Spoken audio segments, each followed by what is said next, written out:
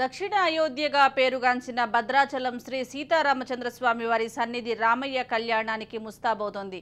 దేశం నలుమూలల నుంచి స్వామివారి కళ్యాణం తిలకించడానికి భక్తులు భద్రాచలం చేరుకుంటారు. మరి ఈ కళ్యాణానికి స్వామివారికి వాడే వస్త్రాలు ఎలా తయారు చేస్తారో మీకు తెలుసా?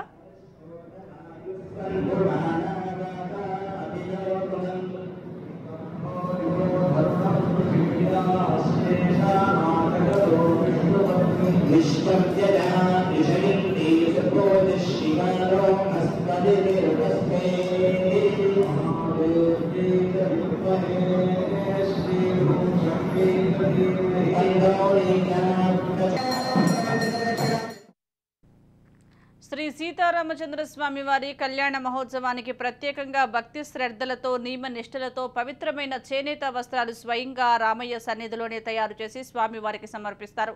ఈ వస్త్రాలను తెలంగాణ రాష్ట్ర పద్మశాలి సంఘం రాష్ట్ర కార్యదర్శి సికింద్రాబాద్ గణేష్ టెంపుల్ ట్రస్టీ జయరాజ్ ప్రత్యేకంగా పట్టు వస్త్రాలు తయారు చేయిస్తున్నారు. గత 4 సంవత్సరాల నుంచి భద్రాద్రిలో సీతారాములకు ప్రత్యేకంగా పట్టు వస్త్రాలు తయారు చేసి కళ్యాణ మహోత్సవానికి అందిస్తున్నారు.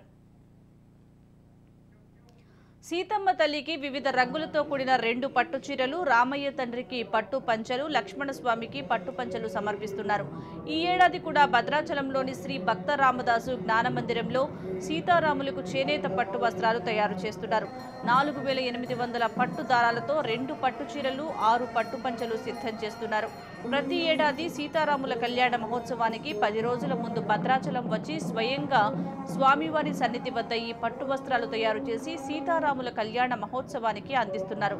ప్రతిరోజు వాడే వస్త్రాలతో పాటు పండుగ రోజులలో ప్రత్యేకతతో భక్తి శ్రద్ధలతో తయారు చేసిన పట్టు వస్త్రాలు సమర్పించాలని ఈ కార్యక్రమం చేపట్టినట్లు సికింద్రాబాద్ గణేష్ టెంపుల్ ట్రస్టీ జయరాజ్ తెలిపారు.